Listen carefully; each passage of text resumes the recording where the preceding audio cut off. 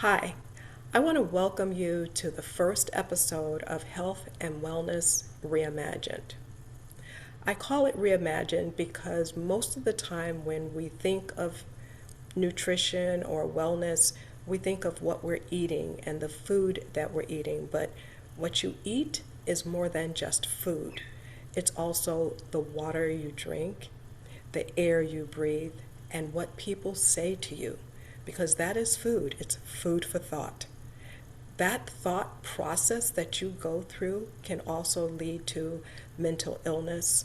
It can lead to deprivation of sleep, all kinds of things just by what someone said to you.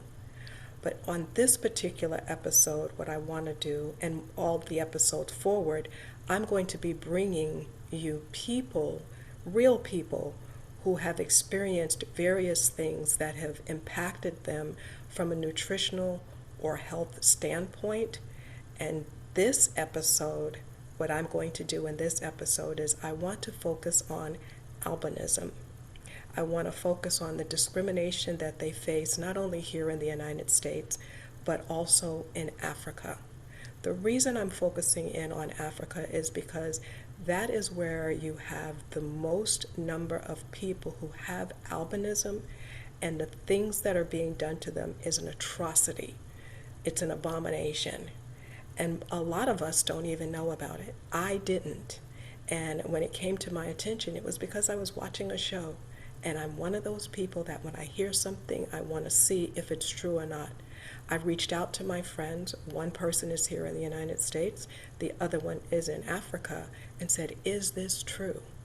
And when I found out it was true, I said, can you help me put something out there so that now other people will know what's really going on and how it's impacting people, so that what we can do as a society is put an end to the discrimination. We talk about other discriminations, but this one in particular is the one that I want to focus on today. We talk about diversity and inclusion, but are people who have albinism included? And I don't mean albino, I mean people with albinism, because they are not defined by their illness. They are defined by them being a human being, who they are, what is more important than what it is that they have. And I can't stress that enough, because I want you to really know what people are going through and how it's really impacting their lives and how we can stop it. This is something we can stop very easily by changing what you think, how you process. You can't unknow what you know. My name is Charmaine Vega, also known as Mama Vega, and I want you to stay tuned. You'll be surprised at the information that you're going to get from this episode. Watch.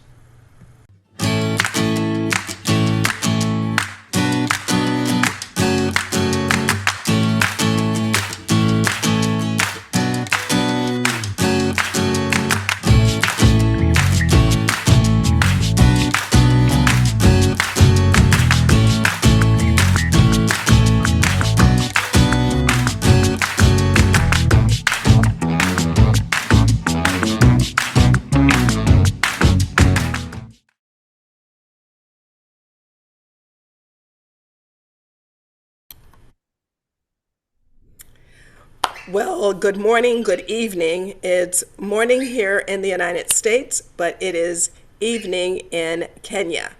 And I have two wonderful guests that I'm bringing on today. And what I want to talk about is I want to talk about albinism and the difference between albino and albinism. And for one of my guests, it's going to be Belinda, and she is in Kenya. She's a friend of mine, more recent within the last couple of years. And she is also, I'm very honored to know that she has received the Entrepreneur Award for all of Africa for the year 2000, or 2022. And I also have Mr. Ambajo, and he is a disability inclusion expert in Africa, and I'm very interested in hearing what he has to say. And then I also have my friend who's here in the United States, which is Demetria. And both, you can see, I do have two people here on the platform who have albinism, and I am going to be focusing mostly on them. And that's because that's what I want to bring awareness to. I want to bring awareness to what it is and how the discrimination is, and many killings that are going on in the world, but predominantly in Africa, and what that means and how they may or may not be addressing that issue. And then I want to segue into some of the health and nutritional aspects, because those of you who listen to me know that somehow I'm going to bring you back into nutrition, whether it deals with stress or what you're eating or what you're experiencing just in your everyday life. So, first person I would like to start with, I'm going to pass it over to Mr. Ambajo. And I had him to make sure I could pronounce that correctly because I don't want to embarrass myself on a recording. So I had to practice it and I have to say it in my head a couple of times before I say it. So Mr. Ambajo or Ambajo, because he told me I could just say Ambajo.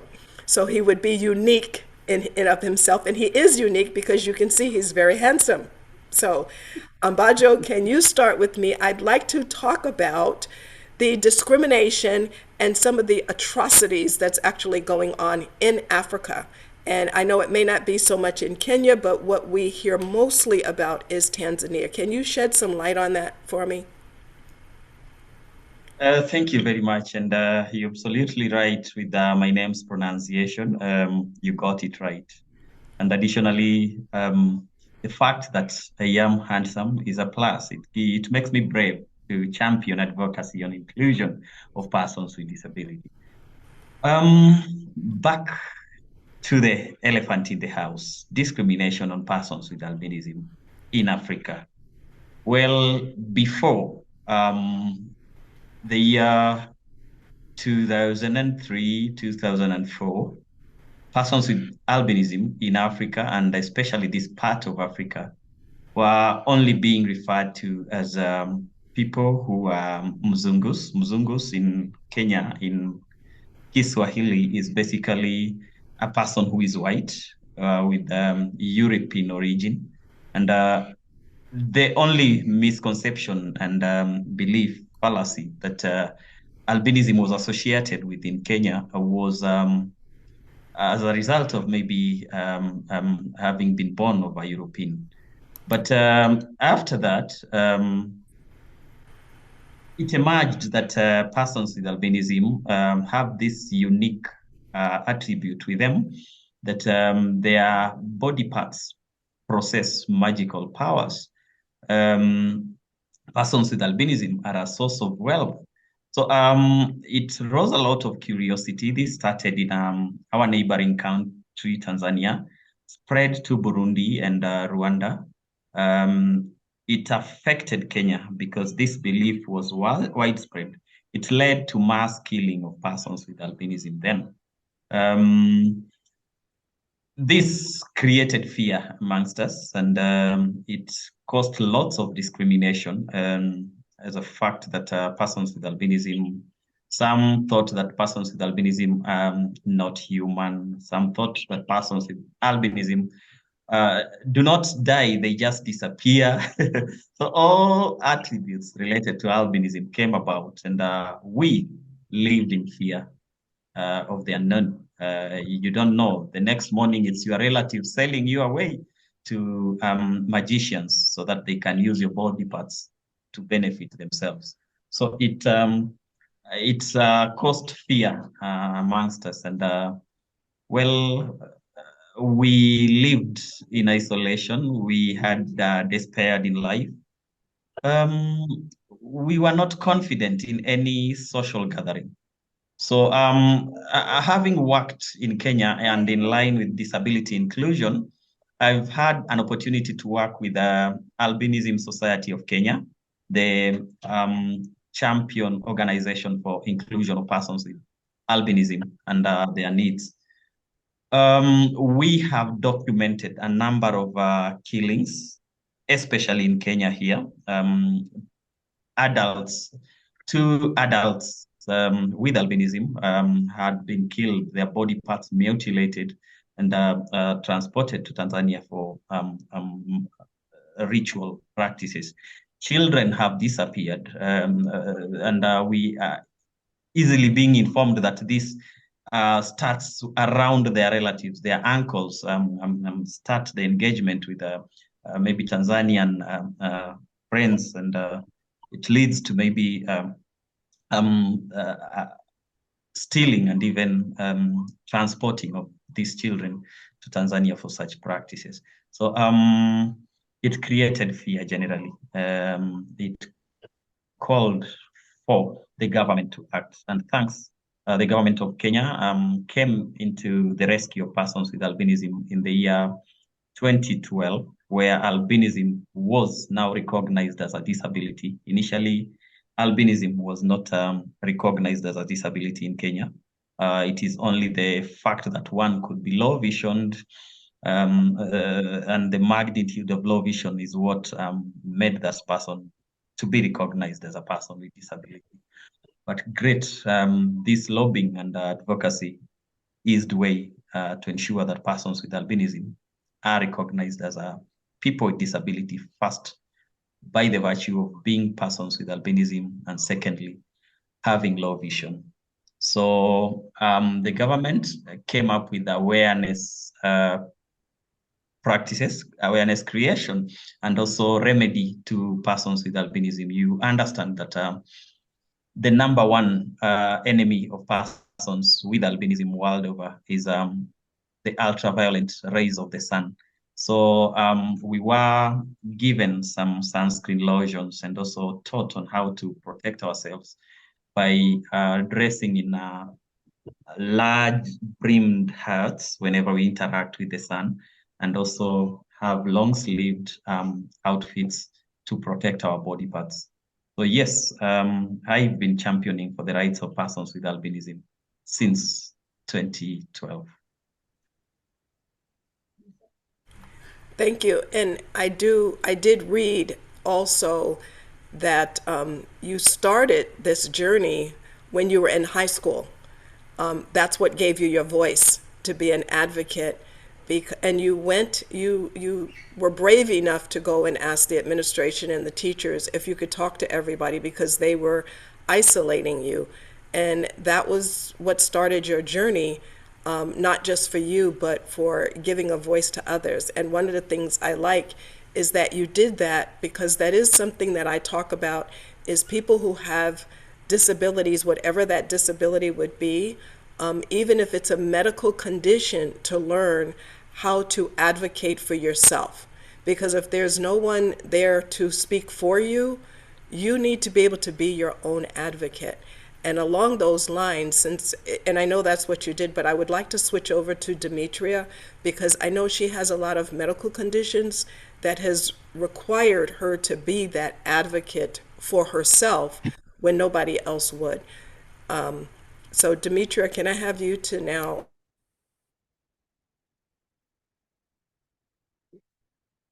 I can't hear you. go ahead and talk about your medical conditions that you faced and what those are. You've explained to me that there's different levels of albinism and different medical conditions that people are addressed with, Yeah. and yours. I know you mentioned the HPS and stuff like that. So if you can do that for me and Okay. speak and address some of the medical conditions and the various levels, if you will. Thank you. Yeah, there's a rare condition that occurs among people with albinism, and it's called Hermansky-Pudlak syndrome. And it causes inflammation in the gut and in the lungs. And people with the lung involvement don't live past their 40s. Some of them don't, depending on how bad the lung disease is. And the lung disease is called pulmonary fibrosis. And the colon situation is it's a form of colitis that occurs among people with albinism, with that type of albinism. And they have all the characteristics of albinism, but they just have that added component of Hermansky-Pudlak syndrome. And it's more prevalent among people with albinism who are Puerto Rican. And it's very rare among other races of people who are different races with albinism. So you don't see this in the Black community or in the white community. And my my doctors don't know. Well, I don't think any doctors know very much about albinism, so they're not willing to address a lot of the health issues that we have, and especially when it comes to the vision, they don't fully understand it. So we just get passed around the health plan like, like we're a piece of meat on a plate or something. And our medical problems are really not addressed unless we push them to address it. And I had to do that with me because I found out I had sleep apnea, and it took them 10 years to give me the CPAP machine for the sleep apnea. And to this day, they really haven't addressed all of my health issues. And I think, well, I look at that as a blessing in disguise, because Western medicine can cause more harm than good in certain situations. So I'm not going to, complain about them not doing everything, because sometimes they can do more harm than good. And the improvements in my health has been on my part. I have had very little intervention from my physicians, and with the improvement in my health, I have to thank Mama Vega, because she got me involved with the gut health, and I'm taking Life Advantage, and that's for gut health. I'm using the components from that program. It's basically the prebiotic and a probiotic, and there's a supplement that will heal you from a cellular level.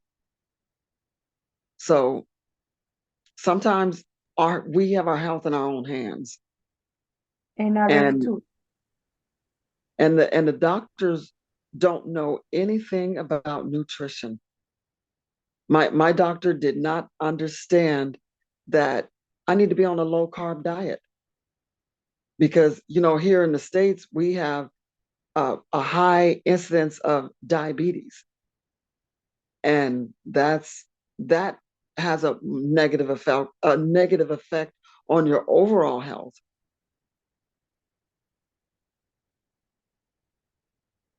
And so I'm just taking my health in my own hands. And I use my physicians, I just use the services that they provide to see if what I'm doing is helping, because I know what they're doing is not helping me. And Western medicine is good for if you get a broken leg, if you get banged up in an accident. Now they're good at that, but they're not good for wellness. And Demetria, I know you are also an advocate in general, Yeah. for, not just for albinism, but just in general, you're an advocate where you talk about those things. And I would like to commend you for the steps that you've taken to heal your kidney. And I know it's not everybody who can say that this happened, but yours had gone down to in the 20s, and now it's 35%. to 35%. Okay. And now you're at 55%. And that's because you It's took, almost normal. yes. And that's taken a while. And I've known you for years. And when I first saw you, you were always dragging around the oxygen tank all the time. And I did tell Yep. you earlier that I'm pleased to see that you could be on here and you don't have all the tubes and everything where you have to Yep. drag that around. And you have traveled and you're very nice to be with your grandkids. So you are, And I still have to bring the oxygen because I have to fly with it.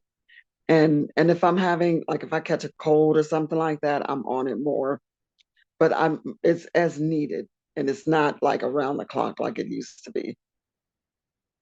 Thank goodness. okay. And my health plan was not even covering that. And with the HMO situation, they're looking out for the stakeholders. So they're going to ration care, and they don't care if rationing care will kill people. And we've lost a lot of patients through the HMO because they drag their feet on people's care. We had someone die from skin cancer. And I'm like, we're not living in a third world country. Why are we having people dying from skin cancer? And as a volunteer advocate with LA Care, we, me and a few other members, if we find out anybody passed away, we get their obituary and we make copies of it and we bring it to the board meeting. We don't go to customer solutions because customer solutions don't have solutions for us. They're only going to do what the higher ups tell them to do. So we deal with the decision makers. And we passed out the obituary of the young lady. She was only 40 years old and she had 4 children and she died from skin cancer. And they all the board members, they kept looking at the floor when we passed out the obituary. I said, yeah, y'all keep looking at the floor because that's where you're going to go. You're going to hell in a handbag with our blood on your hands. That's where you're going. And so I ran off the CEO at that time because I went on the news and advocated for people in the HMO who are not getting the care that they need. Because this organization was partying. They was throwing parties to the tune of $60,000, and we got people that need services. Like, what are you doing? So, somebody's got to advocate. Well, you're doing an excellent job of that. And I want to segue into Belinda because I know Belinda does a lot of advocacy. Here we go again, stumbling on my words, right?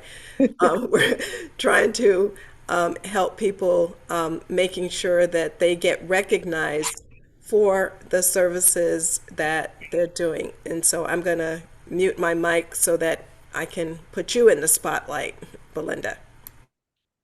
Wow, thank you so much. Those were very, can I say, very important nuggets from both Ombajo. I'm used to calling him Collins, but today he's Ombajo. And from Dimitri as well. I'm so shocked that a whole company can throw a party of about $60,000, yet people need medical care. But in my experience with advocacy, especially when it comes to persons living with disability, I've done quite a number of things. I've done a peace campaign that went viral in the global arena.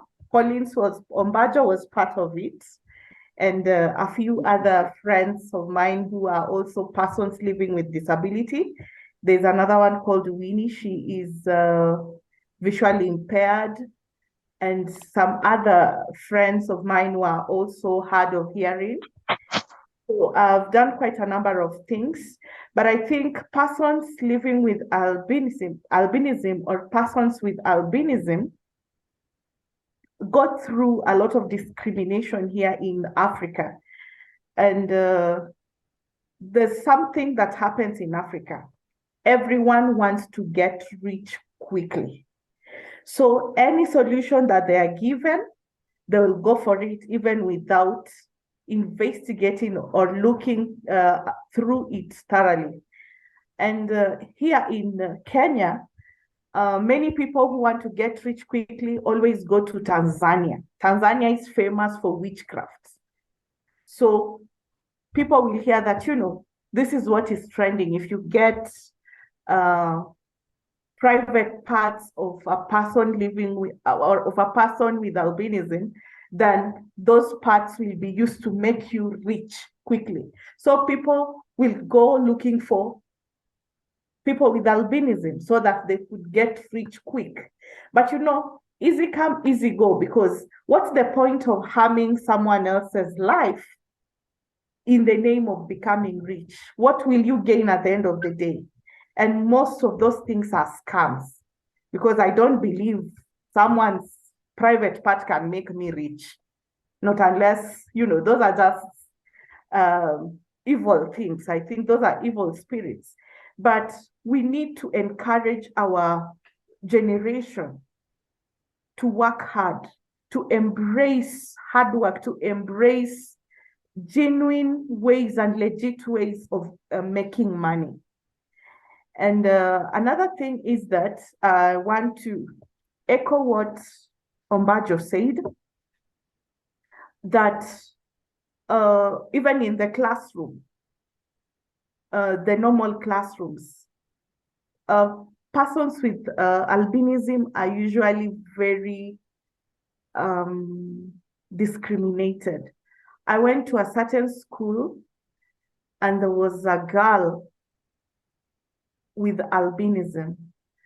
Apparently those days, but that was about 2001, the awareness was not all that.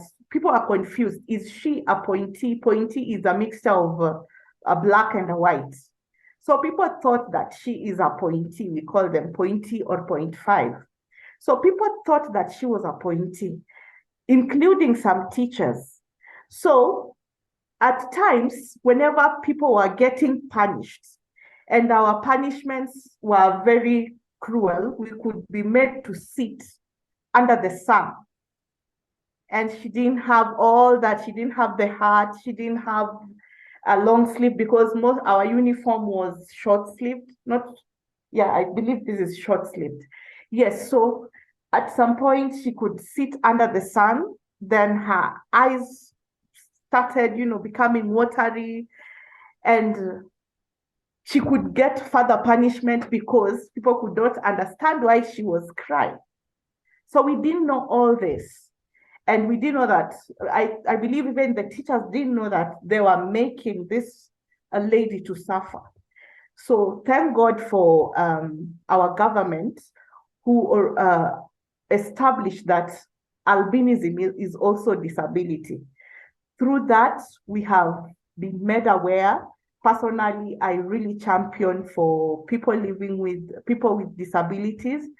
And, you can do it in your own way. You don't have to look for an organization or a registered entity to do it. We can do it, and we can start it in our own small ways, even in our community, in our neighborhood. What do we do? How do we relate or interact with persons with disabilities?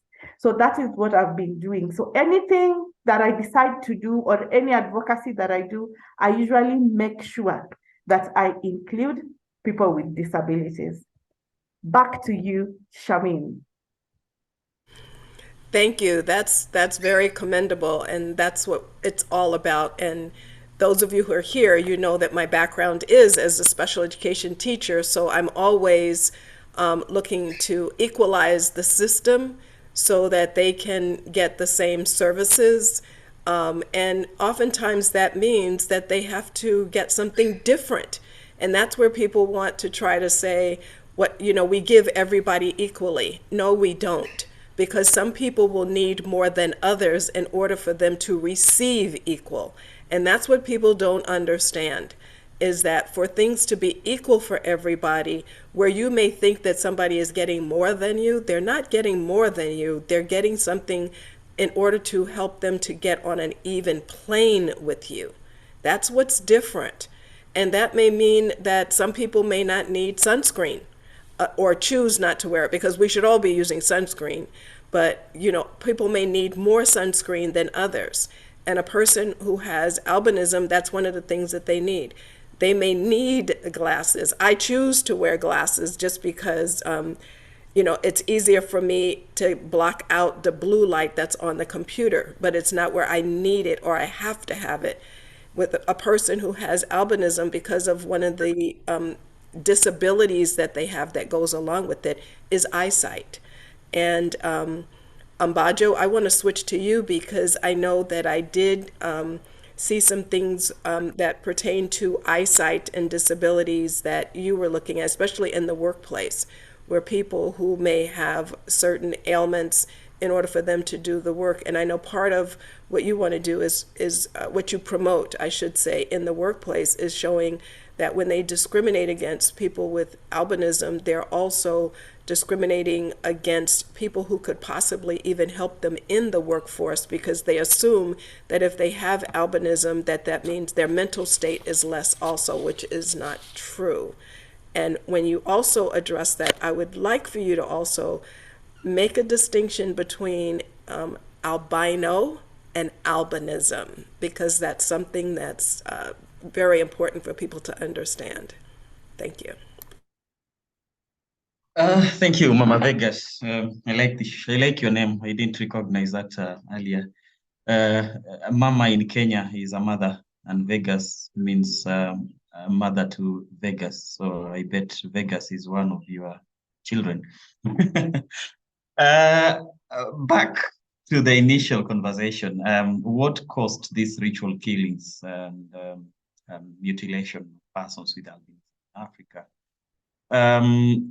It to some extent informed us that initially witchcraft, and Belinda did speak about this, in Africa, and especially this part of Africa, was characterized by maybe getting parts of wild animals to practice with them witchcraft. So there came lots of protection on the wildlife, to an extent that perpetrators of killings of wild animals had nowhere to harvest whatever they wanted to practice witchcraft. So to some innovative ideas about these witchcrafts, who wanted to continually make money out of their clients, they thought of, now, how about we try going to human, because our wildlife is overprotected. They cannot go to the forest and get a lion or the claws of a leopard that the magician wants. So how about we switch it to human beings? So they started with you get hair of a person with albinism. It can make your business boom, can make your business grow. So all these hypotheses came about, and they opted in getting deeper into body parts, or even somebody was speaking to me. Discrimination anyway has come to me in different ways. I remember an occasion where I had been stopped by a person on a busy street, and he actually directly spoke to me, telling me that, if I harvest some 500 ml of oil from your body, that will make me very rich. I asked him, what? Who told you about that? So he started speaking about how he got to Tanzania, and he got to engage about this. And I actually asked him, how sure are you? And where will that money come from? So we argue about that, and to my gladness, this person got convinced that, yes, no part of a human being can make you rich. God created us in his own image. Personally, I think God has albinism. I'm human. So God must have created me in his own image. So this is what informed the genesis of ritual killings, targeting persons with albinism in these parts of Africa. And now we have been pleading or even lobbying and advocating for total protection of persons with albinism. People are more important than wildlife. So if they overprotect wildlife, why not give human beings the space and opportunity to live equally like others? Back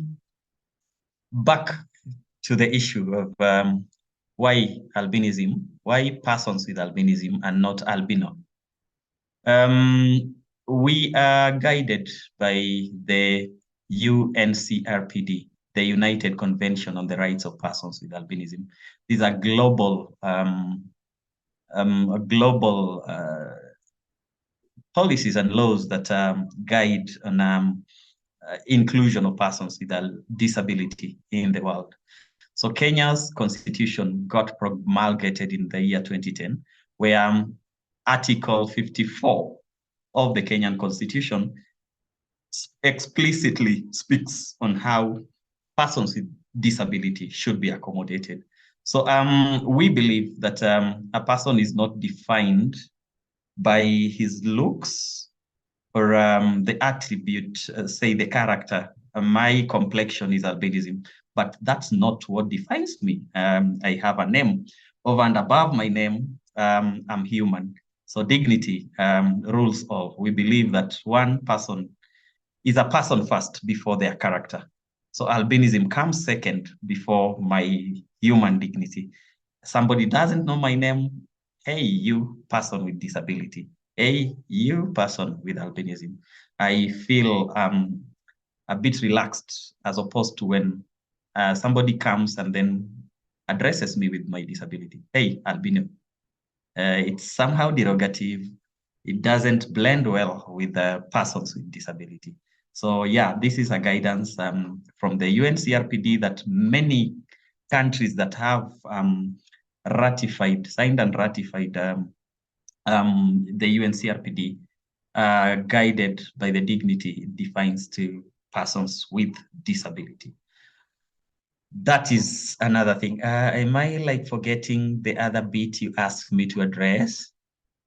No, you basically covered exactly what it was I wanted you to cover. That was very good because that's exactly what I say. And the way you Uh, worded it is very good because that's what I also say when people say, "Oh, this person," they will say, "He's autistic." You know, he's not autistic. This is a child who has autism, and exactly. they do the same thing. So you worded it very correctly in saying that, and so often people don't realize how it's offensive, you know, and you know when you say that to somebody, because like you said, you're defining them by what the disability is, and that's not defining the person. It has to be it's a condition that a person has, but it is not the person.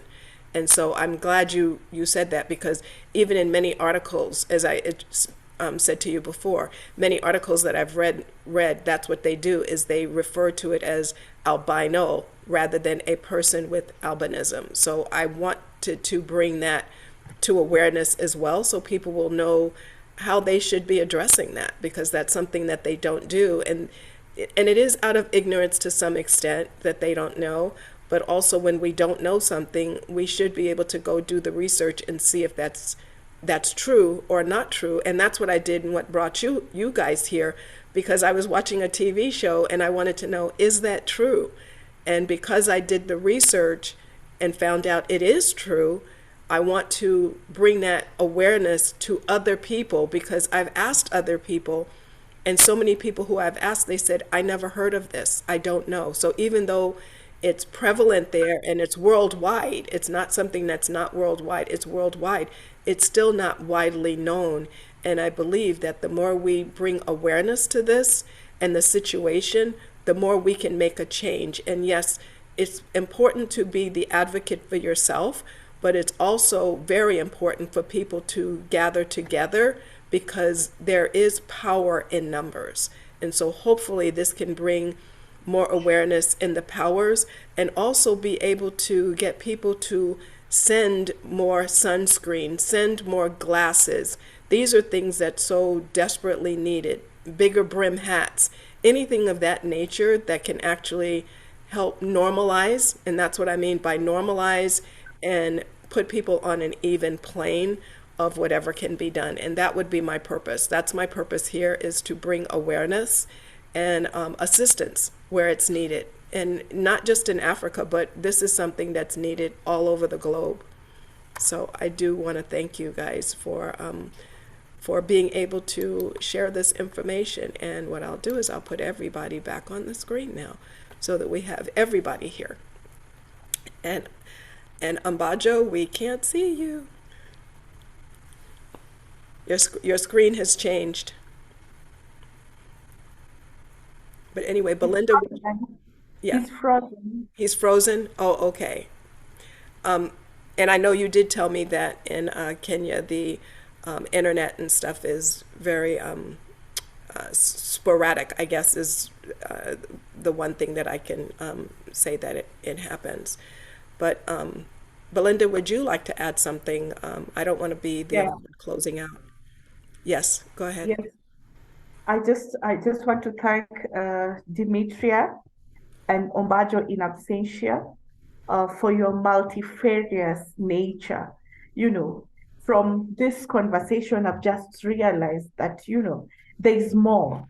There's more. There's so much more and hidden treasure that people don't know about persons with albinism. Whenever we see them, whatever we spot first because of our ignorance and our barbaric nature, we look at their disability and we judge them with that, and we don't care about what they know. And I've just realized that if we could get to include persons with albinism more in our forums, more in our organization, in our discussions, in policy making, we could do a whole lot better. We could do things in a different way because, just as I've said, multifarious, I learned that word today. Multifarious just means diverse and different angles. Yes. And I really love what Demetria is doing. Kudos. In Swahili, we say Congole. Congole, thumbs up. Congole. Yes. Ombajo, you know very well that I appreciate you, but never, needless to say, I'll still say it. I appreciate you from the deepest part of my heart because you're doing an awesome job. And what you're doing, you're not just doing it for yourself, but you're even giving other people, quote unquote, normal, the courage to do things that they would have wished to do. So thank you so much. And I believe we are going to have a part 2 of this. We cannot just stop at this. We have so much to talk about. Am I right, Mama Vega? Oh yes, yes. Belinda and I have already this morning came up with a number of other topics. So Ombajo and Demetria, don't think this is it. We're going to be calling you again. We're going to be calling you again, and these will be some shocking topics. Oh yes, yes, sexual relationships. Mama Vega, allow me to address something. I think I can take a minute Oh, to absolutely, remember one of the absolutely. questions that Yes. you raised was on how employers dismiss persons with albinism or persons with disability based on the conditions they have as opposed to the experience or job qualifications they have. The biggest barrier to inclusion, and this again has been one of the projects I was handling back then, inclusion of persons with disability in employment. Many employers fear engaging persons with disability in employment based on the type of impairment they have. They feel that maybe based on the disability this person has, they are not productive or they're not good or well placed to be given such a position. Well, the biggest barrier to inclusion of persons with disability in all spheres of life is attitudinal barrier. This is in a person. Many other barriers can be broken. The physical barriers talk of the office space, the accessibility areas, language, institutional barriers, policies can be reviewed. But the attitude is in a person. So based on someone's ignorance, they might want to assume that, yes, disability is a hindrance to productivity.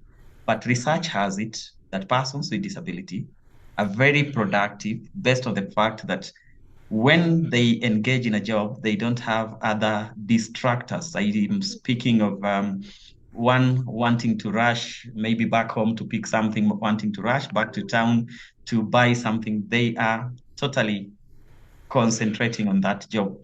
And this, again, is an attribute that makes them very productive. So the best thing that employers should do, they should not imagine or assume some things, but it's easy to ask. Any person with disability will never fear giving you answers to the questions you ask about the impairment or the conditions they have, and even the conditions that prevent them from being productive. That can be discussed and reasonable accommodation given, and a person with disability can best be suited to handle any task given in line with employment. So that's it. That was not it. That was a lot. Can I add to that? Yes, go ahead, Demetria. As a person with albinism in the United States, um, employment is not possible for a lot of people with albinism or a vision impairment. The unemployment rate among the visually handicapped is 70%. And I'm sure persons with albinism make up a big part of that population. And I have never been employed because of that type of discrimination. And I'm good enough to volunteer, but I'm not good enough to be employed. And even as a volunteer, I suffer with discrimination on that job too. It's still a job. I'm doing things that paid people do. And I've been bullied on the job as a volunteer.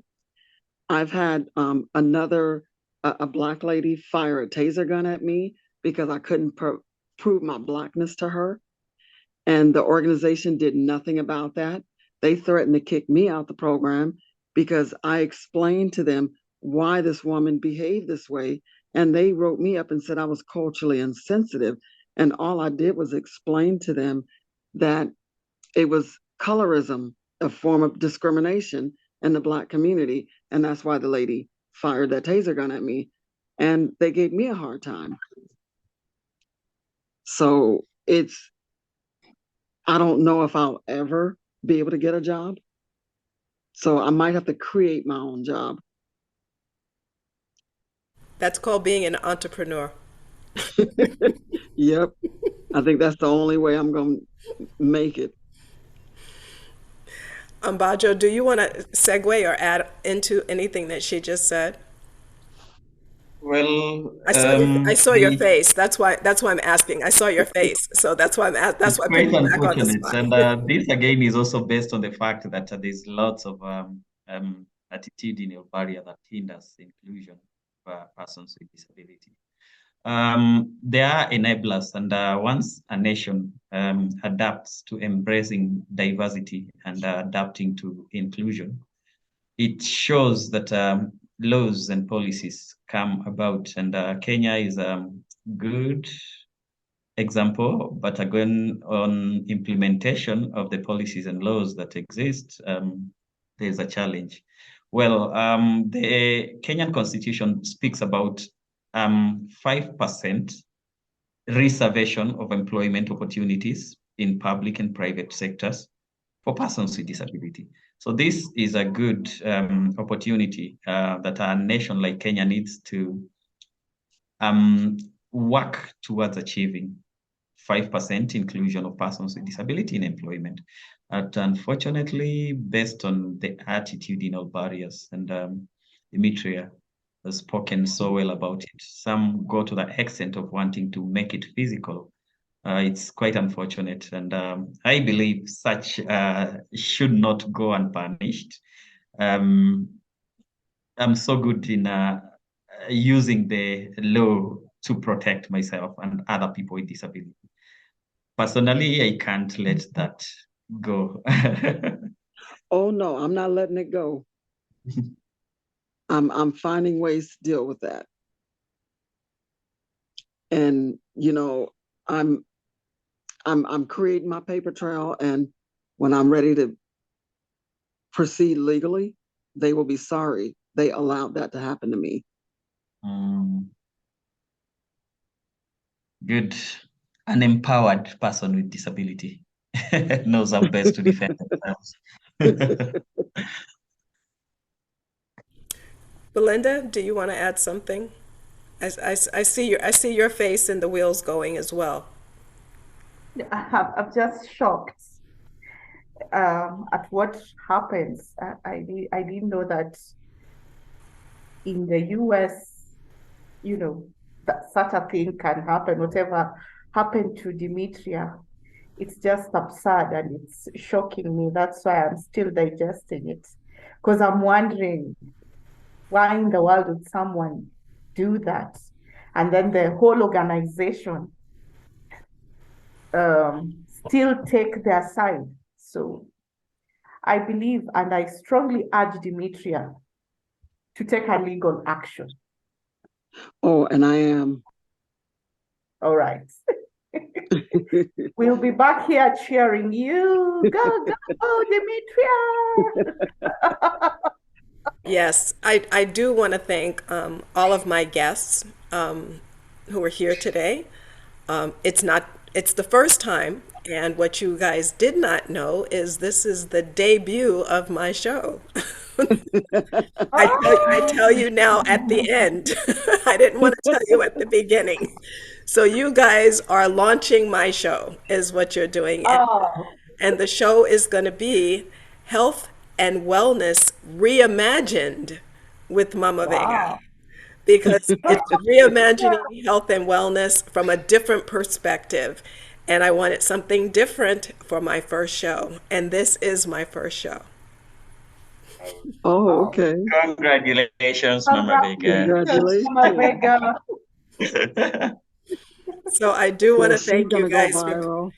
for being here and helping me with this. And I wanted it to be where it's something that other people don't necessarily hear about every day or take notice of. And that's what I want every show to be. It's Belinda and I call it nuggets. So these are Yeah. little nuggets that we're throwing out.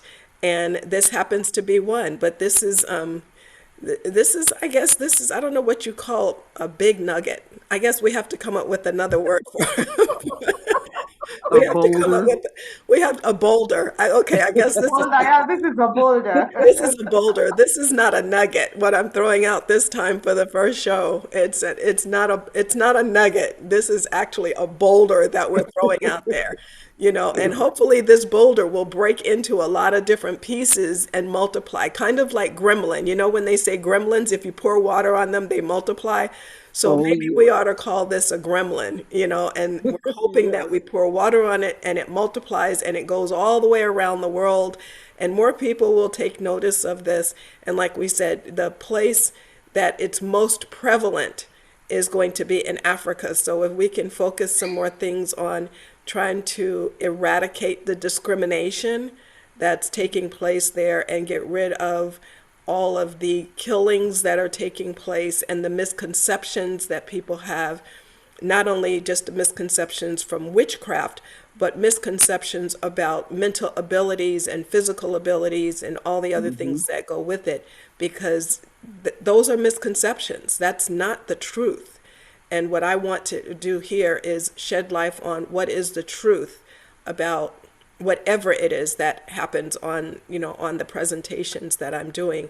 It's giving the truth, and the truth from the perspective of people who are dealing with it, because I can only know so much. I have a couple other people who I've lined up, and I told them what I wanted to talk about, and they were like, well, why don't you present it? And I said, no.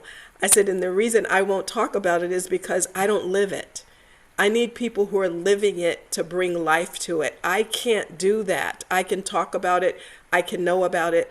I can sympathize, but I can't empathize because I'm not living and I'm not walking in their shoes. So the people who I bring on will be people who actually are living the life of whatever that is. If it's a person Yeah. who has diabetes, that's who I will bring on. What's going on with you? If it's a person who has any type of illness, because I do talk about health and nutrition, and that's what this show is about, health and nutrition. And even though people have the illnesses, what people are not looking at is the stressors that are placed, the additional stressors, the mental stress that goes on, and that further compounds the problem. And that's what I want to reduce, because if we can at least reduce some of the stress that people are under, then it can help them from a physiological standpoint and a mental standpoint. So, in closing, I do want to thank my guests from the bottom of my heart in giving me this wonderful first show, because I do believe people are going to love it. I really believe so. And not just love the show, but love the information. And hopefully, this information will make a change. And that's what I want. I want it to make a change and make a difference for positive, and make that change where everybody can live a better, harmonious life. I know we're all going to have disagreements, but let's have those disagreements where it's founded on something that's on solid ground and not just on speculation or Exactly. ignorance, and that's what I would like. So thank you all for being here. I You're appreciate it. welcome.